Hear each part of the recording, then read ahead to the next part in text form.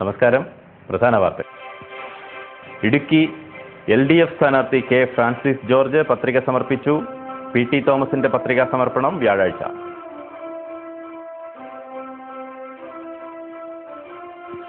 സാമ്പത്തിക മാന്ദ്യം ബാധിക്കാതെ ഇടുക്കി ടൂറിസം മേഖല.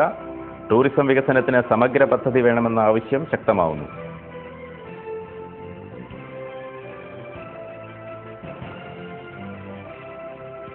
മടത്തിക്കണ്ടം മേഖലയിൽ കുടിവെള്ളക്ഷാമം രൂക്ഷം. നാട്ടുകാർ വാട്ടർ അതോറിറ്റി ഓഫീസിന് മുൻപിൽ ധർണ നടത്തി.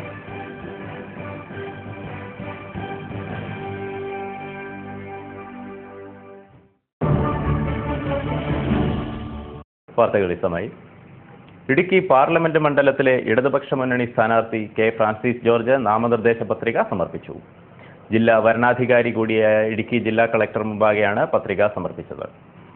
മൂവാറ്റുപുഴയിൽ മാതാപിതാക്കളുടെ ശവകുടീരത്തിൽ പുഷ്പാർച്ചന നടത്തിയ ശേഷമാണ് അദ്ദേഹം പത്രിക സമർപ്പിക്കാനെത്തിയത്. ഇടുക്കി പാർലമെന്റ് മണ്ഡലത്തിലെ LDF സ്ഥാനാർത്ഥി അഡ്വക്കേറ്റ് കെ ഫ്രാൻസിസ് ജോർജ് നാമനിർദ്ദേശ പത്രിക സമർപ്പിച്ചു. ഇന്ന് രാവിലെ 11:30 ജില്ലാ കളക്ടർ അശോക് കുമാർ സിംഗ് മുമ്പാകെയാണ് പത്രിക നൽകിയത്. കേരള കോൺഗ്രസ് ചെയർമാൻ PJ ജോസഫ്, മുൻ deputy speaker CA Kurian, CPM ജില്ലാ secretary MM Mani, KK Jayendran MLA, LDF ജില്ലാ കൺവീനർ CK കൃഷ്ണൻകുട്ടി എന്നിവരോടൊപ്പമാണ് പത്രിക സമർപ്പിച്ചത്. വളരെ നല്ല പ്രതികരണമാണ്. ഞങ്ങൾക്ക് വളരെ ആത്മവിശ്വാസമുണ്ട്. ഇടതുപക്ഷ ജനാധിപത്യ മുന്നണിയിൽ ഈ പാർലമെന്റ് മണ്ഡലത്തിൽ ഇടുക്കിയും അതുപോലെ തന്നെ മൂവാറ്റുപുഴയും കോതമംഗലവും ഉൾപ്പെടുന്ന 7 നിയോജക മണ്ഡലങ്ങളിലെ ജനങ്ങളും പരിപൂർണമായി വിശ്വാസം അർപ്പിക്കുന്നു എന്നുള്ളതാണ് പ്രചരണത്തിൻ്റെ ഒന്നാം ഘട്ടം. ഈ ഒന്നാം ഘട്ടം പൂർത്തിയാകുമ്പോൾ ഞങ്ങൾക്ക് കാണാൻ കഴിഞ്ഞു. തിരഞ്ഞെടുപ്പ് പടിവാതിൽക്കൽ എത്തി നിൽക്കെ ഇടുക്കിയിൽ ഉദ്യാനം പണിയും എന്ന MP-യുടെ പ്രസ്താവന ഇലക്ഷൻ തട്ടിപ്പ് മാത്രമാണെന്ന് റോഷി അഗസ്റ്റിൻ MLA പറഞ്ഞു. ഇതൊരു കടലാസ് പദ്ധതി മാത്രമാണ്. ഇടുക്കി പാർലമെന്റ് മണ്ഡലത്തിലെ UDF സ്ഥാനാർത്ഥി PT തോമസ് വ്യാഴാഴ്ച നാമനിർദ്ദേശ പത്രിക സമർപ്പിക്കും. രാവിലെ 11-ന് ജില്ലാ കളക്ടർ മുമ്പാകെയാണ്. സംഘങ്ങളെ സംരക്ഷിക്കുന്ന ഇരുട്ടിന്റെ സന്തതികളായി CPM മാറിയിരിക്കുകയാണെന്ന് VM സുധീരൻ. ആഗോള സാമ്പത്തിക മാന്ദ്യത്തിനിടയിലും ഇടുക്കിയിലെ പ്രധാന ടൂറിസം മേഖലകളിൽ സഞ്ചാരികൾക്ക് കുറവില്ല. ഒട്ടനവധി വിദേശ ടൂറിസ്റ്റുകൾ അനുദിനവും ഇവിടെ എത്തിക്കൊണ്ടിരിക്കുകയാണ്. എന്നാൽ ജില്ലയിലെ ടൂറിസം മേഖലയ്ക്ക് സമഗ്ര പദ്ധതി തയ്യാറാക്കാത്തതുമൂലം ഭാവിയിലെ വെല്ലുവിളികളെ നേരിടാൻ കഴിയുമോ എന്ന ആശങ്ക സജീവമാണ്. സാമ്പത്തിക മാന്ദ്യം ടൂറിസം മേഖലയെ ബാധിച്ചിട്ടില്ലെന്ന് തെളിയിക്കുകയാണ് വിനോദസഞ്ചാര കേന്ദ്രമായ തേക്കടിയിൽ ദിനംപ്രതി എത്തുന്ന സഞ്ചാരികൾ.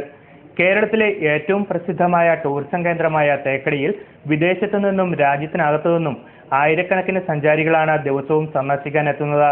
ടൂറിസ്റ്റുകൾ കുമളിയിലും തേക്കടിയിലുമുള്ള ഒട്ടുമിക്ക ഹോട്ടലുകളും നേരത്തെ തന്നെ ബുക്ക് ചെയ്തു കഴിഞ്ഞു. അമേരിക്ക, UK പോലുള്ള രാജ്യങ്ങളിൽ സാമ്പത്തിക മാന്ദ്യം വിവിധ രംഗങ്ങളെ ബാധിച്ചപ്പോൾ ജർമ്മനി, ഫ്രാൻസ്, നോർവേ തുടങ്ങിയ രാജ്യങ്ങളിൽ നിന്നുള്ള ടൂറിസ്റ്റുകളാണ് കേരളത്തിലേക്ക് കൂടുതലായി എത്തുന്നത്. ഇടുക്കി ജില്ലയിലെ തന്നെ പ്രധാന ടൂറിസ്റ്റ് കേന്ദ്രങ്ങളായ മൂന്നാർ, വാഗമൺ, രാജമല, ചിന്നാർ എന്നിവിടങ്ങളിലും ടൂറിസ്റ്റ് പ്രവാഹം വർദ്ധിക്കുകയാണ്. മുൻ വർഷങ്ങളെ അപേക്ഷിച്ച് ഇക്കൊല്ലം ടൂറിസ്റ്റുകളുടെ എണ്ണത്തിൽ വർധനയുണ്ടെന്ന് ടൂർ ഓപ്പറേറ്റർമാരും പറയുന്നു. ടൂറിസ്റ്റുകൾ നിരവധി എത്തുന്നുണ്ടെങ്കിലും ജില്ലയ്ക്ക് വേണ്ടി സമഗ്ര ടൂറിസം പദ്ധതികൾ നടപ്പാക്കുന്നതിന് സർക്കാരിന് സാധിച്ചിട്ടില്ല എന്നതാണ് പ്രധാന പോരായ്മ.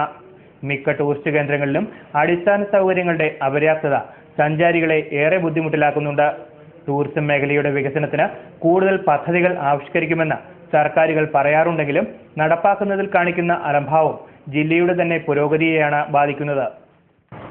ആഗോള സാമ്പത്തിക പ്രതിസന്ധി ടൂറിസം മേഖലയെ ബാധിച്ചിട്ടില്ല എന്ന് തെളിയിക്കുകയാണ് തേക്കടി തടാകത്തിൽ എത്തിയിരിക്കുന്ന വിനോദസഞ്ചാരികളുടെ എണ്ണം. ഇവിടെ ബോട്ടിങ്ങിനും പ്രകൃതി ഭംഗി ആസ്വദിക്കുന്നതിനും ഒട്ടനവധി വാർത്തകൾ തുടരുന്നു. തൊടുപുഴ മൂവാറ്റുപുഴ മേഖലയിൽ ബൈക്കുകൾ മോഷണം നടത്തിവന്ന യുവാവിനെ തൊടുപുഴ പോലീസ് അറസ്റ്റ് ചെയ്തു. മോഷ്ടിച്ച 2 ബൈക്കുകളും കണ്ടെടുത്തു. തൊടുപുഴ KSSCയിൽ ഉദ്യോഗസ്ഥനായ അറക്കുളം പുളിക്കൽ വീട്ടിൽ സാബുവിന്റെ ഹീറോ ഹോണ്ട മോട്ടോർ ബൈക്ക് മോഷ്ടിച്ച കേസിലെ പ്രതി കാവന താണികുന്നേൽ വീട്ടിൽ ജോർജിന്റെ മകൻ 18 വയസ്സുള്ള റിജോ ജോർജിനെയാണ് തൊടുപുഴ പോലീസ് അറസ്റ്റ് ചെയ്തത്. തൊടുപുഴ മൂവാറ്റുപുഴ റോഡിൽ പുളിമൂട്ടിൽ ബിൽഡിംഗ്സിലെ പാർക്കിംഗ് ഗ്രൗണ്ടിൽ പാർക്ക് ചെയ്തിരുന്ന ബൈക്കാണ് മോഷ്ടിക്കപ്പെട്ടത്. കുടിവെള്ളക്ഷാമം പരിഹരിക്കണമെന്നാവശ്യപ്പെട്ട് മടത്തിക്കണ്ടം പ്രദേശവാസികൾ സമരത്തിന് തുടക്കം കുറിച്ചു. 1.5 മാസത്തിലേറെ കാലം കുടിവെള്ളം ലഭിക്കാത്തതിനെ തുടർന്നാണ് സമരം നടത്തിയത്. തൊടുപുഴ ജല അതോറിറ്റി ഓഫീസിന് മുമ്പിലായിരുന്നു സമരം. ജലവിതരണം തടസ്സപ്പെടുത്തി കുടിവെള്ളത്തെ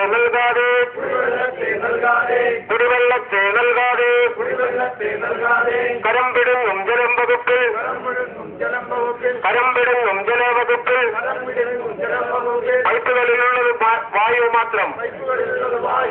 പൈപ്പുകളിലുള്ളത് വായു. ഇടുക്കി മണ്ഡലം തിരഞ്ഞെടുപ്പ് സജീവമായതോടെ വിവിധ ചാനലുകളുടെ തത്സമയ സംവാദങ്ങൾക്കും തുടക്കമായി.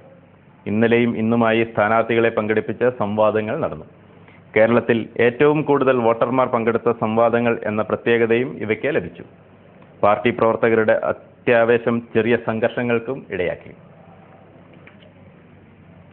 ഡീപോൾ ഫാമിലി സൊസൈറ്റിയുടെ ആഭിമുഖ്യത്തിൽ പൂർവ്വ വിദ്യാർത്ഥി സംഗമത്തിന്റെ ആലോചനാ യോഗം മാർച്ച് 29 3 മണിക്ക് ഡീപോൾ ഹയർ സെക്കൻഡറി സ്കൂൾ ഓഡിറ്റോറിയത്തിൽ വെച്ച് നടത്തപ്പെടും. മാനേജർ ഫാദർ മാത്യു അറക്കത്തോട്ടം അറിയിച്ചതാണ് ഇക്കാര്യം.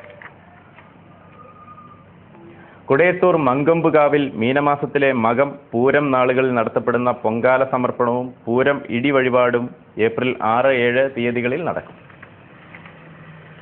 ജില്ലാ ഫുട്ബോൾ അസോസിയേഷനും വണ്ണപ്പുറം ക്ലബ്ബും ചേർന്ന് സമ്മർ ഫുട്ബോൾ കോച്ചിംഗ് ക്യാമ്പ് സംഘടിപ്പിക്കും. SNM ഹയർ സെക്കൻഡറി സ്കൂളിൽ ഏപ്രിൽ 1 10 മണിക്ക് സെലക്ഷൻ നടത്തുമെന്ന് ക്ലബ് പ്രസിഡന്റ് ജോമോൻ തോമസ് അറിയിച്ചു. പ്രധാന വാർത്തകൾ ഒരിക്കൽ കൂടി.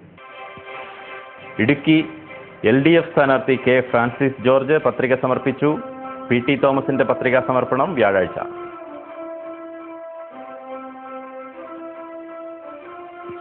സാമ്പത്തിക മാന്ദ്യം ബാധിക്കാതെ ഇടുക്കി ടൂറിസം മേഖല. ടൂറിസം വികസനത്തിന് സമഗ്ര പദ്ധതി വേണമെന്ന ആവശ്യം ശക്തമാവുന്നു.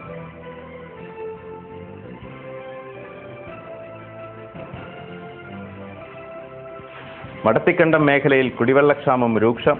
നാട്ടുകാർ വാട്ടർ അതോറിറ്റി ഓഫീസിന് മുൻപിൽ ധർണ നടത്തി.